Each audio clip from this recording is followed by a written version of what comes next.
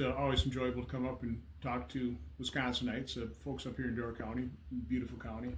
Uh, but as a Republican Party, we have challenges. We won in November, lost an important race at the Supreme Court, and we need to figure out what happened and what can we do to correct that from the standpoint of elections. But my primary message will be talking about my primary focus, which is spending, the size of the federal government, how it's completely out of control in an unprecedented fashion, and that has to be our focus. The basic facts of spending. In 2019, prior to the pandemic, we spent $4.4 trillion in total as a federal government. This year we'll spend more than $7 trillion. That's a 60% increase as our population has grown less than 3%. It's completely unprecedented, it's completely unjustified, and as the Elon Musk and his Doge group is showing, there are example after example of grotesque levels of waste, fraud, and abuse in the federal government. And again, you go from 4,400 billion in spending to 7,000 billion. Again, it's incomprehensible. That's why I switched from trillions to thousands of billions of dollars. There are literally hundreds of billions of dollars of money that we shouldn't be spending, that if we didn't spend, I don't think any American would even notice. The whole issue over spending is going to be coming to a head over the next couple of weeks. President Trump is signaling he wants one big beautiful bill. I've always been supportive of a multiple step process, 3 steps actually. Provide the border funding, defense funding he needs, then extend the current tax code. So we take an automatic tax increase off the table for 2026. That would provide a lot of certainty to the economy. And then third, we could have already done that, by the way. Okay, that could be behind us. And then we would be starting to argue and debate and discuss the one big beautiful bill, which is going to be really complex, a lot of moving parts, a lot of different constituencies in that. So that's going to be very difficult to achieve. Well, when I dig my heels in and insist on a reasonable pre-pandemic level of spending and a process to achieve and maintain it, even if I'm not 100% agreeing with President Trump in terms of his direction, I don't want them getting too upset with me. I'm doing it because for decades we've been mortgaging our children's future.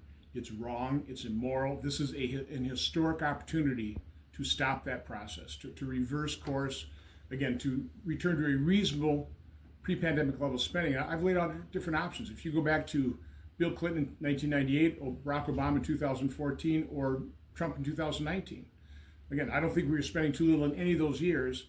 Leave Social Security, Medicare, and interest alone, but plus up all those other outlays by population growth and inflation, we'd be spending somewhere between $5.5 and $6.5 trillion, and yet we're going to be spending over $7.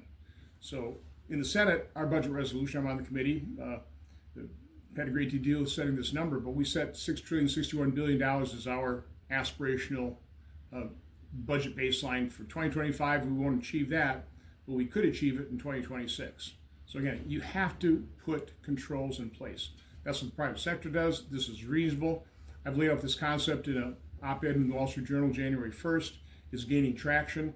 And again, nobody can refute the logic. Nobody can justify the level of spending, but once you're there, it's very easy to take pot shots. Oh, you're going to cut that, you're going to slash that. I mean, that is the language of the big spenders. Again, what I'm talking about is return to a reasonable pre-pandemic level of spending and based on a prior year. I mean, again, that was Bill Clinton's budget, that was Barack Obama's budget, or that was President Trump's budget. Pick whichever one, we'd be spending even dramatically less than we're going to be spending if we don't do it. I've laid out in the second column of the Wall Street Journal a process, I would call it a budget review panel, where I propose getting senators, House members, and members of the administration basically going line by line through the budget. There's 2,400 lines in the budget, and go line by line. Under each one of those lines, there's probably hundreds of thousands of lines as well. I mean, this, again, it's $7,000 billion large. You have to do the work. You have to go through the detail. Congress, by and large, has never been interested in doing the work. It's just take whatever we spent last year and plus it up. I mean, that is a recipe for disaster.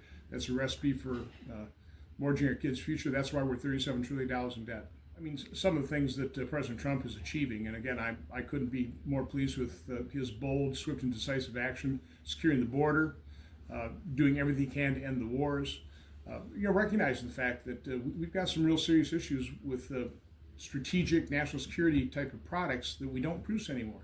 We have to reshore those. We have to figure out how to do that. It's not an easy task. Well, I would say Biden has left us with an enormous mess. enormous messes. They're difficult to solve. For example, the border. Nobody forced Biden to faithfully execute the laws. The courts didn't, Congress couldn't do it. And so we allowed millions of illegal immigrants, members of transnational criminal organizations, violent gangs, human, sex, drug traffickers. We let them flood in this country.